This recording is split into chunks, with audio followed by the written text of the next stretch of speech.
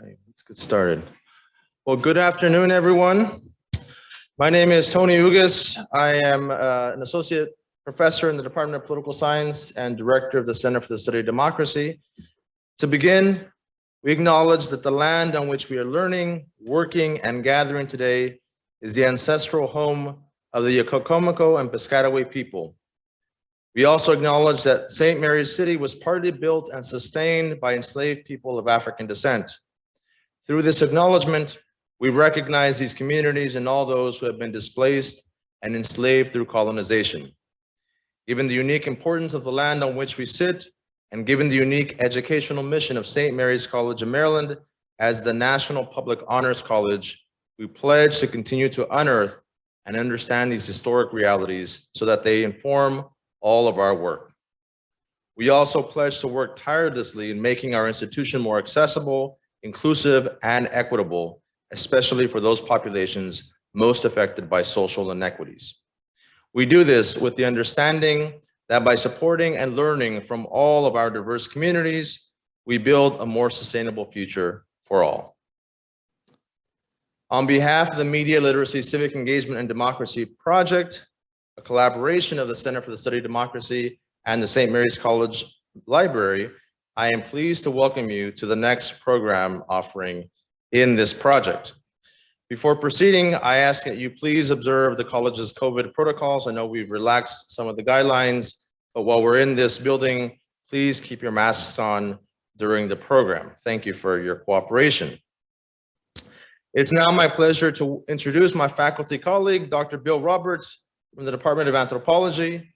Professor Roberts is an applied cultural anthropologist and professor of anthropology here at St. Mary's College.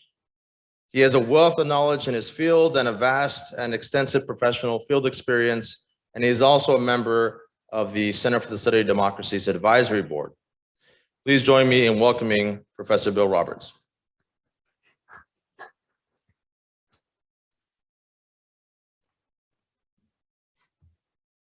Thank you, Dr. Ugas, for your warm welcome. And thank all of you in the audience today for making time to attend today's lecture. I'm going to give my introduction in 3 parts, and one of the reasons that I read it is so that I keep my time speaking limited.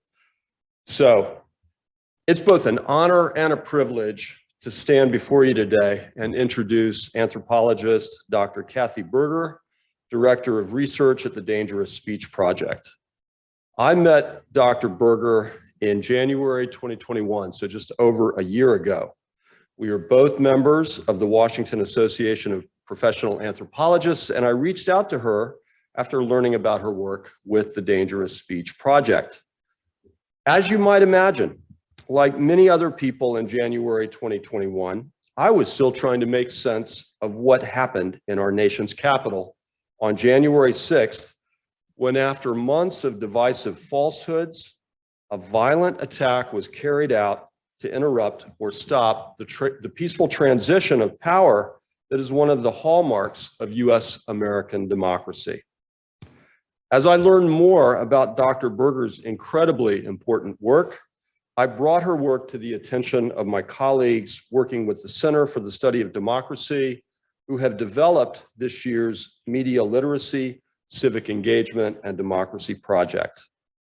They agreed that Dr. Buerger is an outstanding resource person for this community-wide effort.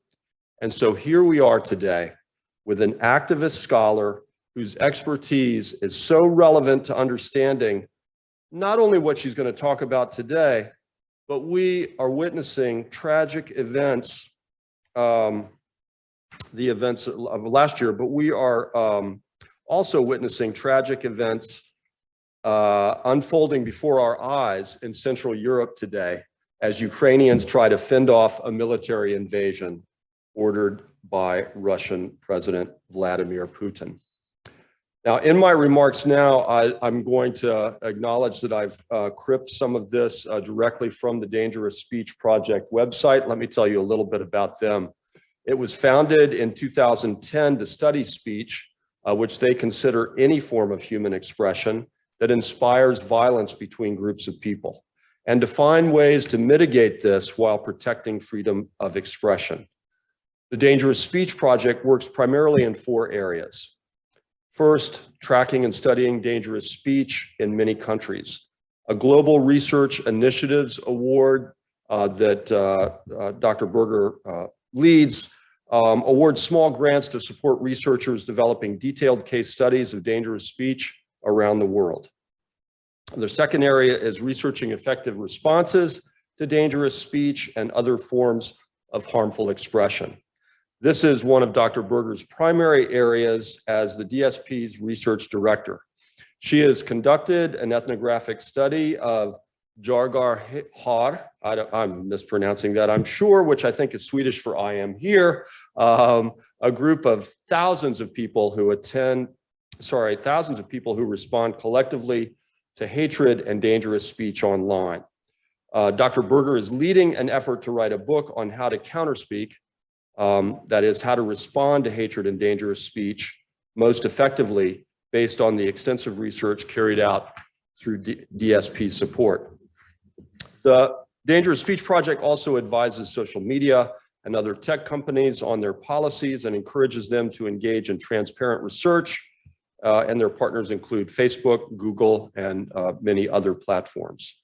And then finally, the DSP, Dangerous Speech Project, supports the teaching of dangerous speech ideas to a variety of people who use them to study and counter dangerous speech. So be sure to come to today's workshop at 2:30 in Anne Arundel North 110 to learn more about that. Now I'd like to share just a bit about Dr. Buerger herself. She joined the Dangerous Speech Project in September 2017, but her path there consists of some of the following. She studied anthropology at American University in Washington, D.C., where she was inducted to Phi Beta Kappa National Honor Society before moving to beautiful Corvallis, Oregon, where she completed a master's degree in applied anthropology. As an applied anthropology graduate student, she worked with projects in the areas of housing and food insecurity among vulnerable Oregon communities and minored in urban health policy. Broadly speaking, Dr. Buerger is a human rights advocate and activist and earned her PhD in anthropology from the University of Connecticut. Her doctoral research examined the impact of human rights education on political beliefs and behavior in Ghana.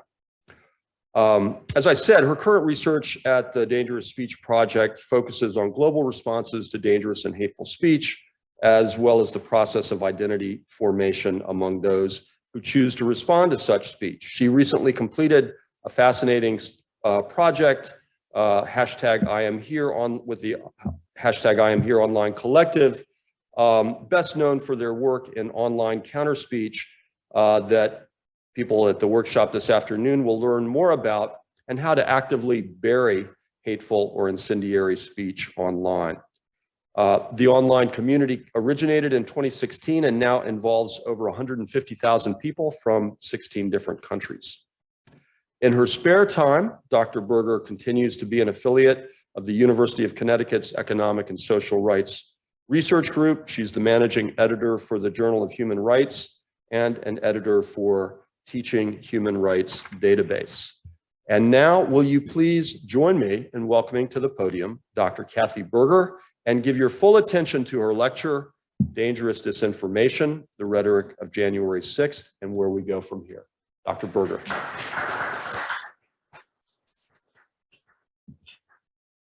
Thank you very much for that very warm welcome. I'm really thrilled to be here. I've never been down to St. Mary's before, and it's a beautiful place, and I'm really excited to be able to share this content with you today. So we're going to start here, right? Let me see if I can. How do I advance? That's one thing we did not talk about. I don't see a mouse.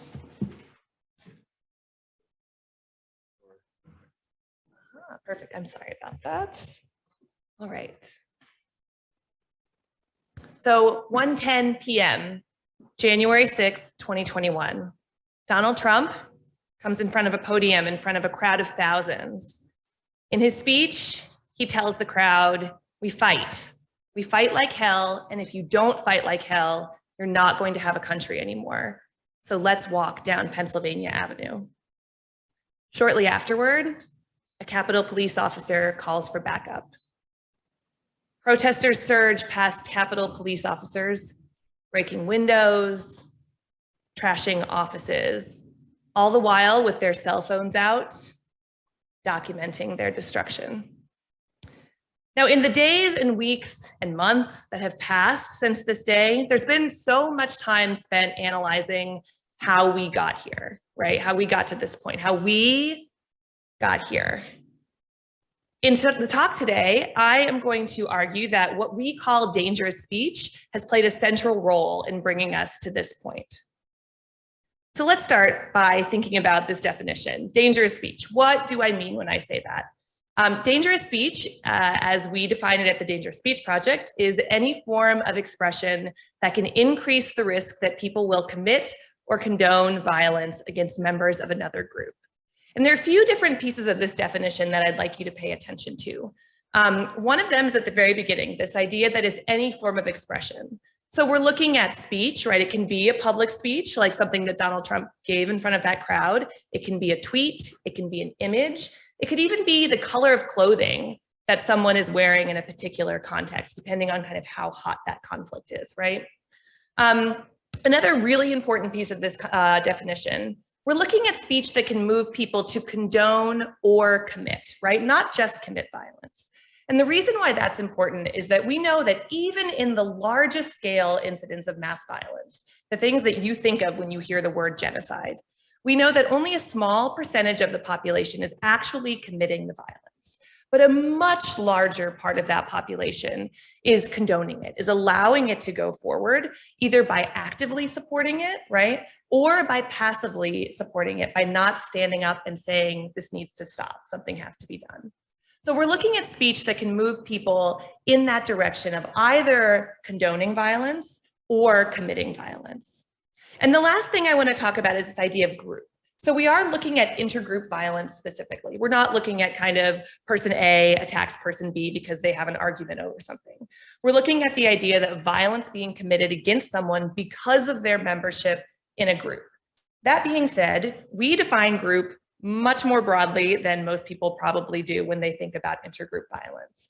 So we're not looking at kind of the groups that are well defined when we think about genocide. We're not looking at just ethnicity, nationalism, things like that. We're also looking at it more broadly than is normally included in a hate speech definition. So we understand that there can be very powerful, dangerous speech against members of a profession, for example. We've seen it here against journalists, right? We've seen it in other places against journalists, against healthcare workers. So that can be something that unites a group. Being from a particular town or a particular region can be something that unites a group. So we're really looking at this in a broad way of how these groups can be defined. Now, the term dangerous speech was coined by the person who is our executive director at the Dangerous Speech Project. Her name is Susan Benish. And she coined this term after doing extensive research into the public speech that preceded other historical examples of mass violence. And she found that in all of these examples, there were strikingly similar rhetorical patterns that existed. You know, despite the fact that they're coming from different time periods, they're in different languages, they're in different cultural areas, we see these same rhetorical tropes coming up again and again. And so at the Dangerous Speech Project, we call these the hallmarks of dangerous speech. And I'm pretty sure that you're familiar with at least one of them, and that's dehumanization, right? So dehumanization is any kind of speech that describes people of another group in a way that denies or diminishes their humanity. Often this is describing people as something that if you found it in your house or in your body, you would immediately want to like clean it out, right? You would want to get rid of it. So things like vermin, rats, cancer sometimes, right? Insects, these things that kind of naturally provoke an idea that we would want to rid this from our space. Now, dehumanization is a really common and well-known hallmark of dangerous speech, but it's not the only one. And I'll tell you just briefly about a few of the other ones. One of them is something called accusation in a mirror. This term actually comes directly from a propaganda manual that was discovered after the Rwandan genocide. And it refers to speech that describes the target of violence as actually being the perpetrator, right? So that's the mirror part, it's switching it. So if group A is planning to commit violence against group B, this would be someone in group A saying, group B is planning to attack us today. We need to go and commit violence because they are planning to kill our people, or they are already killing our people, and we have to go do something about this. We've seen a bit of this in this current conflict between Russia and Ukraine, right? We're seeing this attempt to state that there is a reason to justify an attack. And this can be an incredibly powerful form of dangerous speech, because we often say that dehumanization makes violence seem acceptable, right? Well, accusation in a mirror makes violence seem necessary because it puts people in the frame of mind of self-defense, that I have to take this violent action because if I don't, someone else will take that violent action against me. The next one is assertion of attack against women or girls. And so this is speech that asserts that members of the other group pose a threat to the women or girls of the in-group, right? This could be a very specific thing, saying this exact person in the other group raped or attacked a member of our group, or it can be something more general, something like this. This is the cover of a very conservative Polish magazine from 2016. And you see, right, the blonde woman wearing a European flag with dark male hands grabbing at the flag, and at her, that if you don't speak Polish, the speech here in the headline says the Islamic rape of Europe, right? So here it's again, the other being described as this threat to the body politic, the woman, right? Which is often kind of symbolic of that, that we see in speech. The last one that I'll mention is threat to purity. This one is the idea that the mere presence of the other in the in-group is contaminating in somehow. So this could be describing the other as a stain or a spot or weeds, right, that need to be removed. It's also really closely linked to this idea of invasion rhetoric, that another group is invading our land, right, our place. They are invaders, and therefore they are a threat to the kind of the cleanliness or the purity of the group in some way. So these are all of the different hallmarks, and there are other ones that can come up, and dangerous speech doesn't need a hallmark, but if you hear something along these lines, that's kind of a clear indication that this potentially could be dangerous speech. And I think one thing that's really important to think about is this difference between dangerous speech and hate speech.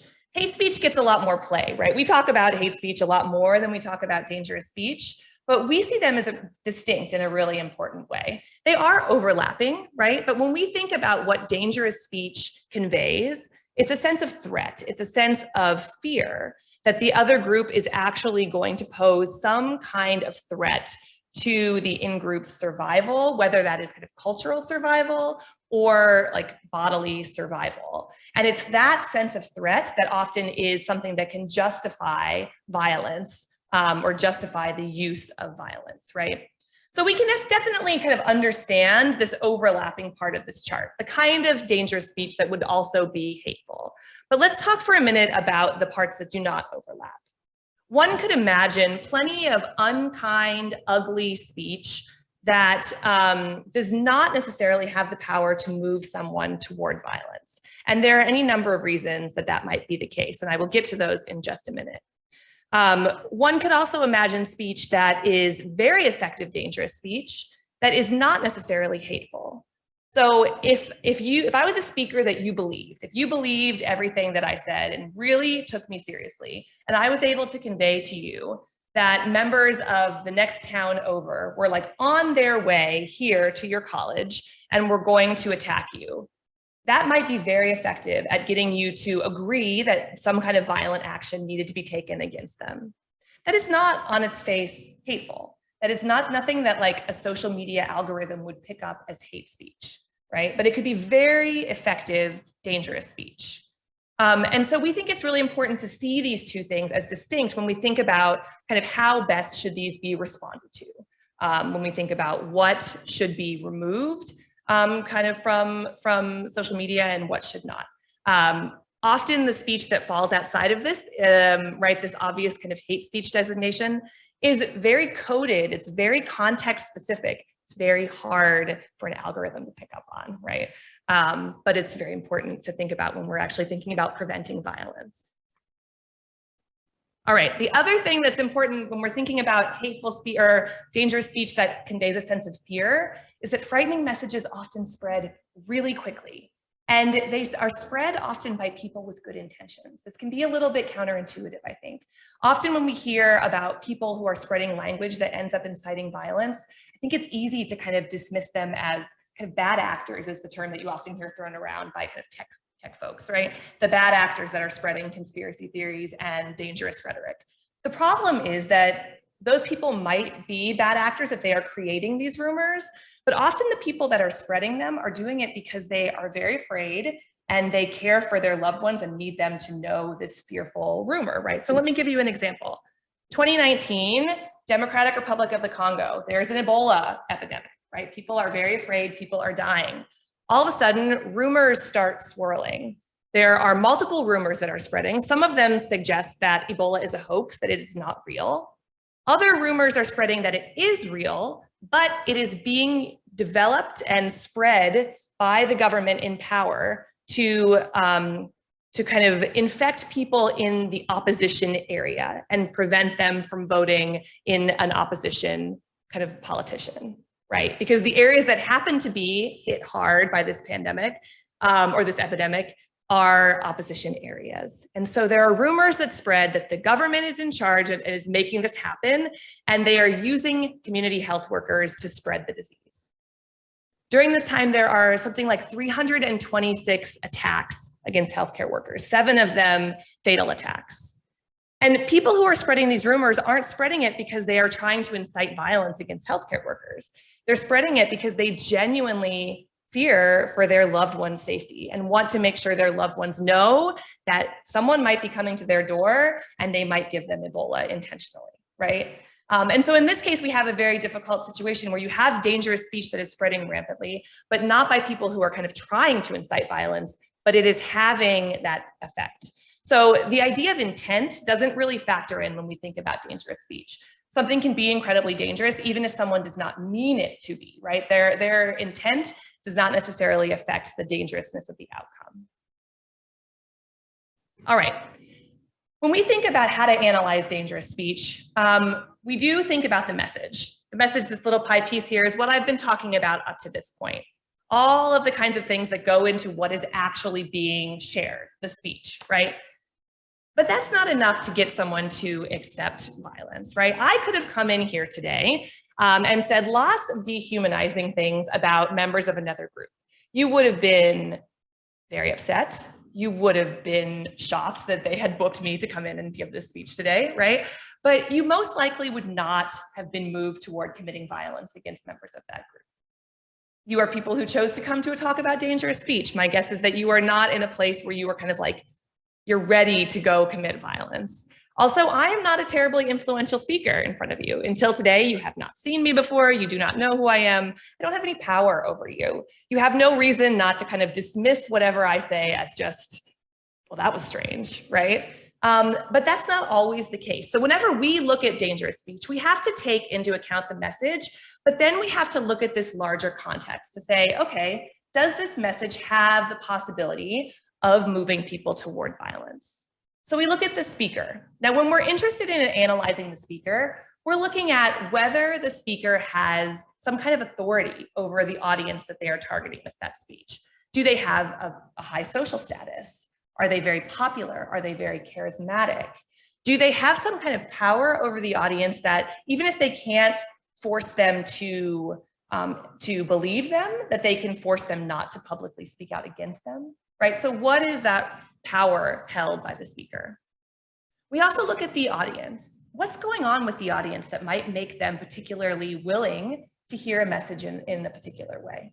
Has that audience experienced violence in its recent past, right? So if there's an audience member who has lived through an incident of violence, any kind of threat of violence might seem more possible to them than if they haven't experienced violence. Are they competing for resources with members of the group that the dangerous speech is targeting? What is that relationship? We also look at the relationship between the audience and the speaker. Is there some kind of norm of obedience? This really comes into play when you see dangerous speakers as religious figures. Is there a norm where the audience is used to kind of taking what those religious figures say and not questioning it? If so, whatever that person says might have more power, might increase the dangerousness of that message. The context is a really big category, and I always am tempted to say, like, it's everything else, right? It could be global warming that has forced populations to move, and now they're living in an area together where they weren't before. It can be extended histories of violence. Even if the people in that audience have themselves not experienced violence, is there a history of violence between these two groups that make that threat have more weight than it would otherwise? What are the laws in the country? Do the laws put those two groups on equal footing or not, right? All of these things can kind of play into this analysis, including kind of what is the dangerous speech that's happened in the past. Medium is the last one, and medium just means the way that the message is being transferred. So that can be very simple. It can be like, yes, it was a public speech, or it was on Facebook, it was in a newspaper. But we also look at how that particular medium is situated in the larger information landscape. Is it the only source of information that that audience sees as legitimate? If so, then that speech is potentially much more dangerous, right? Because they're not getting other news. Is it on some kind of fringe site that only 5 people saw? If so, that it's probably not going to have this big kind of cultural impact and move a big sector of the population toward violence.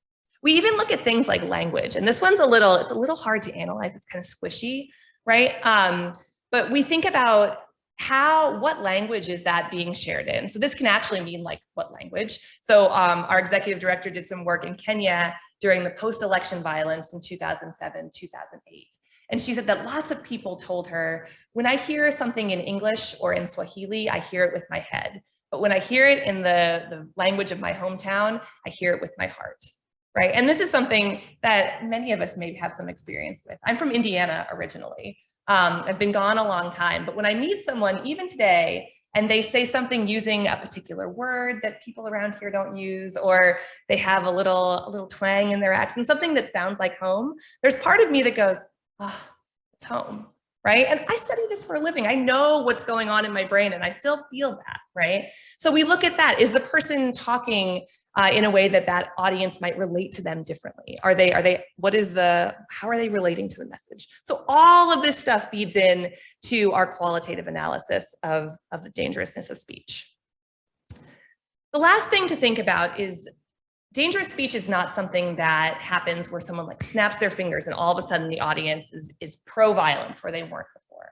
It's gradual, right? So what you're seeing here comes from something that was said at a trial called the media trial. This is what it's often referred to. It happened at the International Criminal Tribunal for Rwanda. This is a court that was set up to deal with the crimes that happened during the Rwandan genocide. And this witness was talking about the impact of a radio station there called RTLM.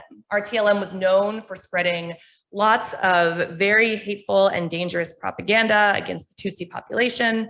And this witness says, I monitored RTLM virtually from the day of its creation to the end of the genocide. And as a witness of facts, I observed that the operation of the genocide was not the work done within a day. What RTLM did was almost to pour petrol, to spread petrol throughout the country little by little, so that one day it would be able to set fire to the whole country. This is how we think about dangerous speech, right? It works gradually. The ground is prepared for violence over time. Before people are even thinking that violence is possible, that dangerous speech is preparing the ground. And then there's a spark. So when we think about this, a lot has been made about what Donald Trump said on January 6th. But from our perspective at the Dangerous Speech Project, when Donald Trump came to the podium on that day, the ground had already been soaked by petrol, some that he spread himself and some that was spread by other people. This may have been the spark, but without everything that happened before, we wouldn't have gotten to where we did just with this. So let's go back to this this dangerous speech analysis and look at how do we analyze what happened on the 6th kind of through this framework. Let's start with the speaker. All right, so Donald Trump, he is president, right, at the time. He has a huge social status. For some people, this conveys a lot of authority, right? He is the president. It also, even if you are not someone who sees him as an incredibly kind of credible, trustworthy person, it gets him a lot of press coverage, right? Because he has this social status. Everything that he is saying is being shared and discussed and repeated. And so he has a really big platform. And what he says is able to reach a lot of people. And many people see that the president of the United States said this. And so his speech has a power that it wouldn't if someone like me said that same thing, right? He's also tried to create an image of himself that he's the only one kind of willing to tell the truth. And this is important when we think about the way that dangerous speech happens gradually. That for a long time, he was saying, I'm not a politician, right? And so then when he says things that are not, or that are unique, that are different from how other politicians have behaved in the past, that is just confirmation that he is different. He is the one that can be trusted. Everybody else can't be trusted, but you can trust him, right? And he speaks differently than other politicians. Again, this confirmation that he's different. And so if you are someone who is a follower of Donald Trump, someone who likes him, who has decided that you are going to support him and you believe that he is different, then all of these things that are happening that to other people might say, well, he's becoming really extreme. He's, isolating himself because he's so extreme. All that is doing is proving the point that he is someone to be believed. And again, when we look at dangerous speech, we don't look at kind of how the average person in that country interprets the message. We look at the audience for that message, right? Who is the audience that is most likely to be moved toward violence? How are they seeing it, right? So I'm not necessarily looking at the amount of authority that he might have, maybe even in this room, but we're looking at the amount of authority that he has for the people who were there that day. And let's talk about the audience, right? So what's happening in the audience that might make these messages seem appealing? There is this fear of a changing America, right? There's a feeling that America is changing in some fundamental way. We're changing in the way we're talking. We're changing in the way our economy looks. And there are allusions to this in his speech, right? He says, if you don't fight, you're not going to have a country anymore. And not the United States is not going to be here anymore, but you in the audience, you're not going to have your country anymore, right? Your white Christian male country is being threatened in some way. And we've seen allusions to this throughout the time that Donald Trump has kind of been a public figure trying to gain political power. He has spent lots of time talking about the threat that immigrants pose, the threat that Muslims pose, the threat that women pose. All of these different groups are a threat, and using that language, right, to talk about the idea that there is this threat. One of the things that we've spent a lot of time analyzing at the DSP is his use of the poem, The Snake. Is anybody familiar with this? Okay, so he's read this poem 13 or 14 times at different events. And each time he has the poem on a piece of paper, he pulls it out, sometimes sits there and performs this poem. There are lyrics to a song, actually, and the song was written by a civil rights singer who's not alive anymore and would not necessarily be happy with how it's being used. But it's the retelling of a fable about a snake, where a woman takes in a half-frozen snake and she's going to care for it. But then at the end of the fable, the snake bites her, of course. And the lyric, oh, you silly woman, right? You should have known that I was a snake. And he'll read this all the time, framing it, today we're going to talk about immigration. And should I do the snake? Should I do the snake poem, right? And everybody cheers and he performs the snake. But always framing it as this threat that we are being blind to, but that will eventually kill us, right? And so again, we see this language building. So then when there is something where he actually has a villain, the Democrats who are physically trying to take away the country, this is recognizable. This language of threat is recognizable for the audience. We also see a lot of virtue talk. And this is something that I find really interesting. The concept of virtue talk comes from a scholar named Jonathan Leader Maynard, who has talked a lot about how we justify violence when it happens. Virtue talk is the way that we shift violence from being socially unacceptable, which it normally is when we look at norms, right? Violence is not something that is normally acceptable, to being seen as valiant, as acceptable and valued. So how does that shift happen? We see it happening here around the iconography of 1776. So some of you may have followed this when it happened, right? That in the days leading up to January 6th, we start to see more of this all over the place. We see more references to 1776. They're all over Parler, which is this right-wing kind of social media site, especially between the election and January 6th. When you do an analysis of the terms there, the use of 1776 goes way up in those times, right? On the morning of, so people are wearing shirts that say 1776 at the riot.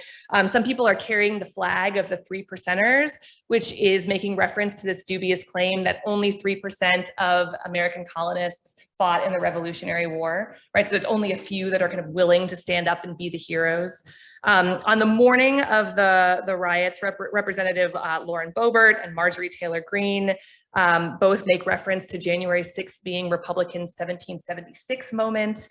Earlier that day, Representative Judy Heiss from Georgia tweeted, quote, "What is done today will be remembered. This is our 1776 moment," right? So they're recasting what's happening as this revolutionary struggle, this virtuous violence, right? So it's no longer seen as socially unacceptable. It's seen as required, as almost patriotic to take a violent action.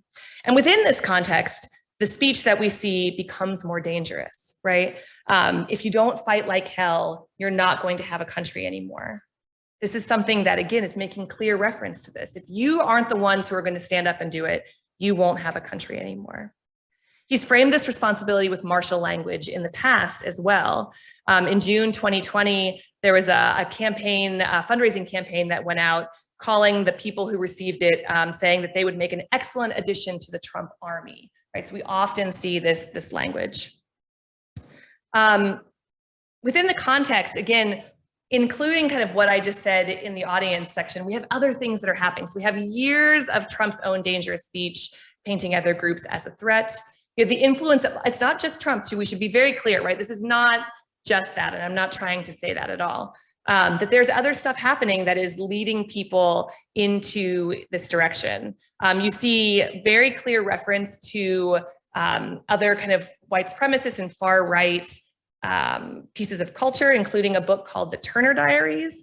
This is a novel that came out in 1978, and it has inspired violence before. It was connected with the Oklahoma City bombings in 1995. Southern Poverty Law Center has described it as the Bible of the racist right. So in this book, there is a group called the Organization, and they go around and publicly lynch white people that they see as race traitors, and including journalists, politicians. On the day of the rope, and then in another scene, members of the organization attack the US Capitol. Now, again, before January 6th, you start to see references to this coming up on social media. One person tweeted, for example, on January 2nd, they tweeted this: "Here's to a new holiday, January 6th, the day of the rope." Right? So when things like this are erected outside the Capitol, some people say, oh, you know, it's just a symbol, and people say yes, and it's a direct reference to what's happening in this book, right? So you see all of these different pieces kind of coming up that are building on this context, where if you are someone who is in this world and being influenced by all of these different pieces of information, all of this starts to seem possible, and it seems like I have a clear path toward the violent outcome that we had. I put COVID up here too, because we have to think about these larger society-wide pieces of context that generally cause instability or concern that might lead people to be very unhappy and more willing to take extreme measures. All right, when we think about medium, we think about the role of social media, right? Because so much of this speech is happening on social media that can spread quickly, and that often leaves us feeling like everybody around us believes what we believe, because we tend to go on social media and with people that we know, or we tend to follow particular news sources that we like and agree with, or we tend to even isolate further and only kind of participate in things that we see as legitimate. And this one I found really interesting, right? So this is something that this is a Pew study that was done in 2019 about the sources of news that Democrats and Republicans trust and distrust. They were asked about 30 different sources of news. Average Democrats trust more than distrust. So this is not even like a super high bar. This just means like, you think this is probably more trustworthy than not trustworthy. 22 sources are trusted. For average Republicans, 7 sources are trusted, right? Many more are distrusted. And so when you have a smaller media ecosystem, you are more likely to have those messages carry more dangerous weight, right? Because they're not getting as many other opinions coming in. So if something is said on one of those few trusted sites, it's going to have more power with the audience. All right, so what do we do? I've just convinced you maybe that, that what we're seeing related to a lot of this was dangerous speech. But it's really hard to think about kind of what happens next. It is a gradual process, right? It's not something where kind of one piece of content could be pulled down and all of a sudden we fix the problem. One of the things that we tend to think about a lot at the Dangerous Speech Project is something called counterspeech. So counterspeech is any direct response to hateful or harmful speech which seeks to undermine it. This is different than a state-sponsored reaction, which has lots of problems I'm happy to talk about more in the question and answer period if you want. This is not a law against any kind of speech. This is this idea that we can all respond to it. And we study user-led responses. And so in the last little bit of my talk here, I'm just going to tell you a few of the lessons that we have learned about how to counter dangerous speech and mis and disinformation. And if you're really interested in this, you should come to the workshop this afternoon where I will be devoting more time to this. So while I've been at the Dangerous Speech Project as an anthropologist, I've spent a lot of time talking to people doing these efforts. And I've interviewed people who are involved in more than 50 counter-speech efforts around the world. And one of the main lessons that comes out of this is that you should speak to the audience of the speech, not the troll. And this is really useful because often when I tell people that I study counter-speech, they're like, oh, that's interesting. It's a shame it doesn't work. I'm like, wait. Let's not jump on that, right? What do we mean that it doesn't work? And they say, well, everybody knows you can't convince someone to change their mind. You can't, if someone's posting, disinformation, or if they are posting hateful things, it's not worth your time to try and convince them otherwise.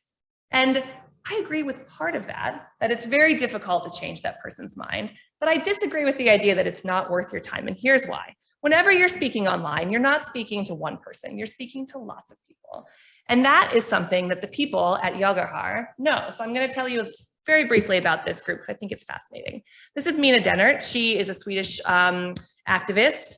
And in 2016, she started seeing lots of xenophobic speech online. Now, she's seen this her whole life, but what was different was she started to see it being posted by people that she thought of as good people, and that worried her, right?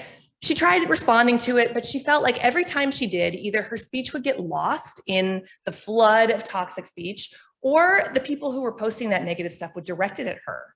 And that's really uncomfortable to be in that position. So she gathered 20 friends into a closed Facebook group, and they started picking out comment threads that they would respond to speech together on. And they would post those links in their closed Facebook group. And then they would all go onto that comment thread together and they would write counter speech. And then here's the trick. They would like each other's comments. Now, if you know how Facebook works, you know that on things like newspaper articles, Facebook does not rank comments in chronological order.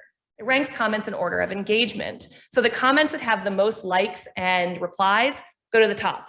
And the comments that have the fewest get buried at the bottom. Their goal is to put all of their positive fact-based comments at the very top, that they're the first thing you see when you read any kind of news article.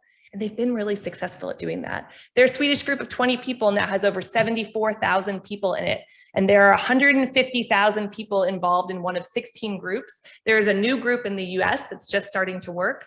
And they find themselves doing a lot of speech, responding to disinformation, and kind of politically polarized speech, not with the intent of changing the mind of the person posting it, but with the intent of speaking to all of us who often pick up our phones and go on Facebook and we don't write anything, right? We can be fooled into thinking that only the people who are commenting, that is a representative sample of the beliefs in the country, but it's not. Most of us don't comment on everything. We don't share our beliefs all the time, but we might still be reading content. The other thing is to think about having clear, shareable counter messaging. Messages get shared very widely on social media. And so doing something like what the Indivisible Truth Brigade has done can be helpful. This is a group that comes out of the organization Indivisible. They spend a lot of time looking at disinformation and misinformation. They work with a team that has analyzed kind of what are the trends in misinformation this week? And they get a report about what are the big kind of rumors that are spreading. And then they formulate a few very clear, clever, almost like soundbitey responses, send them out to their volunteers, and their volunteers post them on their social network. Not even as a response to disinformation, just as a way to put out factual information that might help almost inoculating people against other disinformation that they might come across during their week. And the last thing, and I'm going to end on this point, is that it must come from a trusted messenger, right? If you're going to post something, you have to be believed. And this can be really tricky. So there was a study that came out in 2017 by Kevin Munger, and he responded to racist language online that was being posted by people he could identify as white men, right? And this is what he responded with. Hey man, just remember that there are real people who are hurt when you harass them with that kind of language. Now here's the study part of it. Sometimes he posted it as Rashid, sometimes as Greg. And there was one more variation. Sometimes Rashid was popular and had lots of followers. Sometimes he wasn't, he only had a few. Sometimes Greg had lots of followers. Sometimes Greg only had a few. And then he documented to see what would happen. And perhaps unsurprisingly for you, the only time he saw the behavior change for the person that he was sending this message to was when popular Greg responded, right? So messages are often better received when they come from a member of the in-group. That's tricky when these days we have a group that is becoming defined by an idea, right? Because when we see people, so here's Dan Crenshaw, you might know him. He's not someone that anyone would think of as a Democrat, right? He's anti-abortion, pro-gun, he's fought against diversity and inclusion programs in the military. But he said that Trump lost the election. And when he did, he was booed and heckled at an event. It's really hard to find an in-group counterspeaker when as soon as you counterspeak against the lie, you are no longer in the group. So this is something that we've been thinking about a lot at the Dangerous Speech Project. But last thought here, the impact of speech on violence is gradual. And the good news about that is it means there are lots of points at which we can intervene and try and stop this movement toward violence. I will stop there. Thank you very much.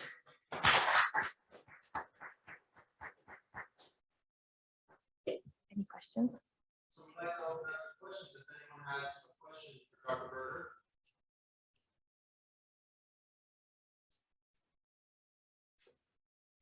Hey, this is fantastic. Thank you. So it was very interesting when we were talking about the kind of concerted efforts. And I was wondering, does you anticipate groups forming to do the same thing, the sort of counter speech, like another group goes in and tries to spam the replies and Yeah. and then just kind of comes back and forth and engage more. I don't know. It does happen. And the most notable case that I can imagine was there were two groups in Germany. One that had the group that was designed to kind of promote hate speech was the group that started first. They were called, they're referred to as RG, it's Reconquista Germanica, right? They're kind of a nationalist group. And there was a comedian actually, kind of if you imagine like the German Jon Stewart, like that kind of satirist, who said, we should develop a counter speech group. We're gonna be Reconquista Internet. Kind of as a joke, but then it really took off. And all of a sudden there were all of these people who were like, yes, we're in. And these groups kind of went at it for a while and were infiltrating each other's private spaces. So it can happen where you have these groups forming. You also do see it with I Am Here, especially the European groups. The Swedish group and the German group are the biggest ones of those. And they often are identified and called out by other people who are trying to thwart their efforts, right? So these groups started by always posting their comments with hashtag I am here in whatever language it's being used in. And that was a way to both demonstrate the fact that they have the power of the group with them, but also as a way to recruit new members for the group. And they've stopped doing that because when they do post that, then someone says, oh, look, someone told me, they said, oh, the sect is here, the censors are here, right? And all of a sudden the conversation becomes about them and not about the issue. So now they don't use the hashtag. They do in the smaller groups. If you look at the US group or the Canadian group, they're still using the hashtag. So I definitely, yes, you're absolutely right that it does happen, that other groups will organize as a way to counter it. Yeah.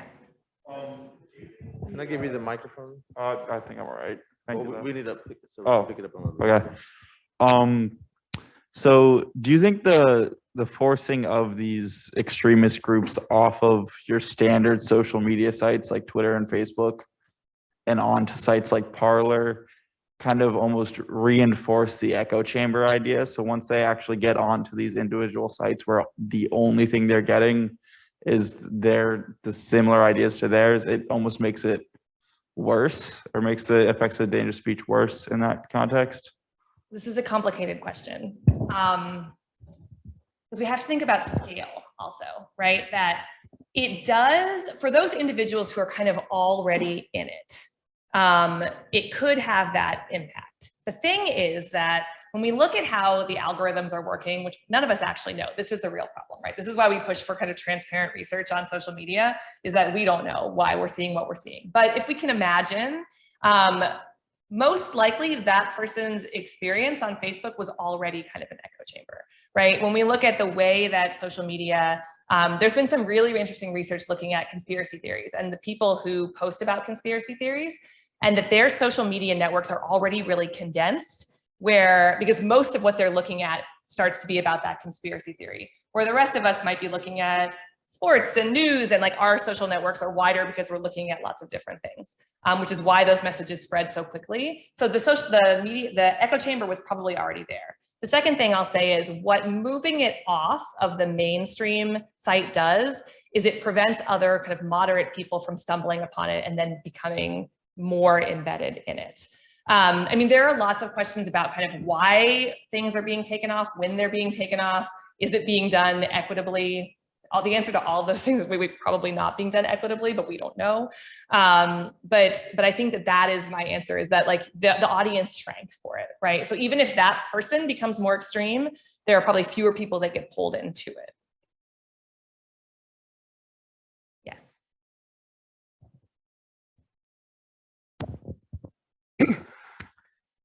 You said that this counter speech thing can work, but how do you know if the people you're trying to reach don't really fully engage? This is my question, right? I love talking about the effectiveness of counter speech, so I'm really happy that you brought this up. There are lots of ways that people are trying to measure it. And when I started doing this research several years ago, there was very little counter speech research of people calling it counter speech research.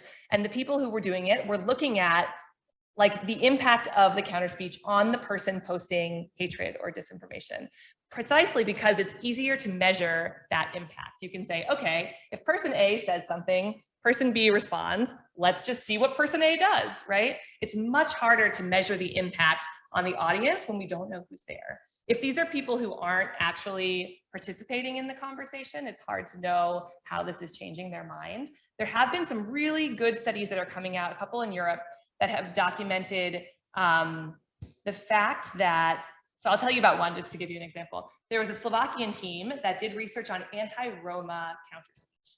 So they looked at comment threads that had anti-Roma speech in them. In half of the comment threads, they interjected with counter speech, and in half they didn't.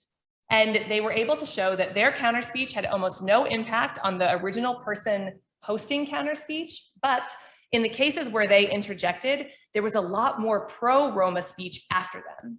So it was able to either change people's minds or bring in, like, make people feel braver to enter that conversation after they did it. I'll talk about this more in the afternoon if you come to that session, but we don't know which of those effects it was, right? And this is one of the reasons why, as an anthropologist, I've been able to kind of come in and do qualitative research where you're interviewing people about, well, what made you start to be a counter speaker? How did you learn about this? What are the challenges you're facing? When do you stay silent? When do you participate?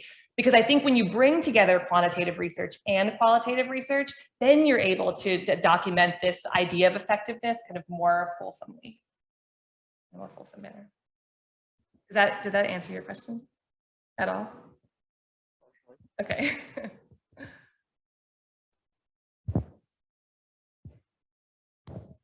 Thank you for the presentation. It was fascinating, and I hope I can make the two. Now I want to make things work so I can make the 2:30. I'm kind of a social media dropout to a certain. I think I do Instagram now and just try to do as many just kind of like nice pictures as possible and stuff like that. And I've done it precisely because I think I felt at one point that it just became somewhat of an echo chamber. I started with Twitter, then I got off Facebook and all.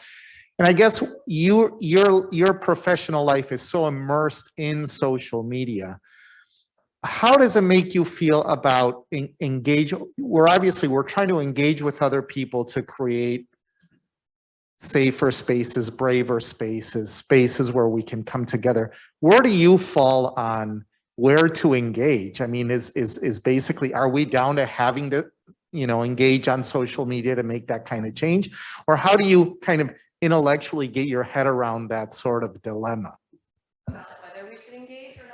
Not where we should engage, but where is, I mean, in a way, perhaps, I mean, I think you have to, if you're combating something, that's the place to do it. But, in a way, what we're trying to do here as an institution is something different than that sort of interaction, right? Is try to enter into some sort of civil discussion about our differences and all of that. So where do you, in this, like, I want to do something that transforms the world, that makes a better place. Where do you fall personally kind of on that? I know that my work is in this place, or do we need to get people to kind of get back in more analog sort of ways of interacting with each other to make the change we need to make? Right, I really do. And I saw this a lot in the interviews that I did with I Am Here members, especially because of all the counter speech efforts that I've looked at, they are the ones that are most intentional about the idea that they are not kind of pushing a particular kind of speech, but that they're trying to make Facebook safe for discussion, right? That they want to be able to have better discussion on Facebook.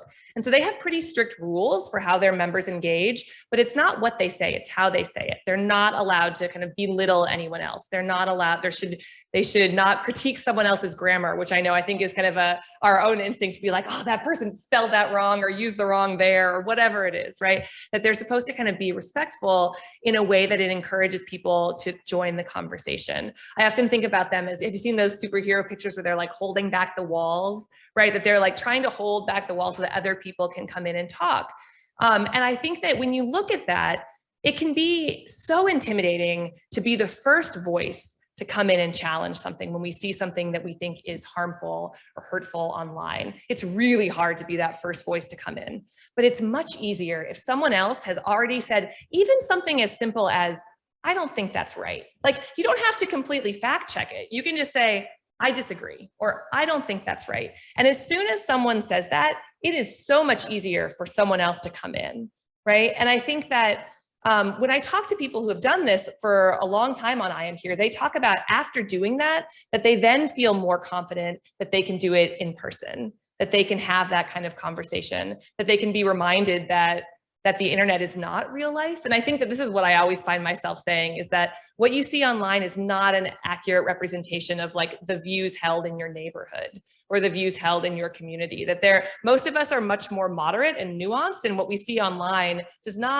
it doesn't help us be nuanced and moderate and boring in a way, right? It favors us being clever and funny and mean and all of these other things that get us likes and get the content promoted to catch the algorithm in a way. And so trying to, and I'm kind of like talking around your question. I don't know if this is being helpful, but yeah. Take one more question. I wanted to go back to one of the first things that you discussed about counter speech and how it's regularly used in certain communities as sort of like a defense mechanism against what is not entirely known, I guess, in some instances. And I just wanted to ask, would you say that the use of counter speech within these specific communities can regularly be seen as like a sort of, I guess, virtue, Is it virtue? like the virtue of violence, I guess, that's reoccurring and right in order to protect, if that makes sense. Can you tell me a little bit more about I'm not sure if I understand. Well, it's just that there are certain times where we say it's okay to be violent, like when As a response. as a response to, defending people of our own community and stuff. But it seems like with the use of counter speech, it's more prominent in certain communities, such as the ones that the ones that you discussed just now. So would you say that, would you say that violence is more regularly seen as a virtue within these communities compared to others? I mean, not in the ones that are doing the counter speech, responding to the hateful speech. I would not say that. Oh, sorry. I meant like the opposite of that. The people that regularly use hate speech to sort of like justify the fact that they are protecting their communities and stuff like that. The communities that counter speech is going against. Sorry. Is violence seen as virtuous in those communities? Mhm. Sometimes I think it can be. Not always, I don't think. And I think that, again, keeping that distinction between hate speech and dangerous speech is really useful. That I think sometimes people are just being ugly and unkind and hateful online for a variety of different reasons. But when it becomes linked with this idea of protection is when you start to see it moving closer toward this direction where violence might be acceptable. But again, it's a long path, right? And I don't think that it's, that we should always assume that people are ready to use violence when we hear something hateful online or when we read something hateful online. But certainly this notion of virtuous needing to protect it, needing to be the protector. And when you see this whole that is being challenged by something and I am going to protect it, then it's hard to not see that as, at least in some ways, looking at violent language, right? Yeah, pretty much. But thank you. Yeah, thank you. Well, thank you so much, Dr. Buerger, and thank you all for joining us today. We're all out of time, but I'd like to ask you to please join me in thanking Dr. Buerger for her talk. I also invite you to join us at 2:30 down the hall in Anne Arundel N110 for a workshop that will essentially continue much of the discussion that we heard today. So thank you very much. Thank you.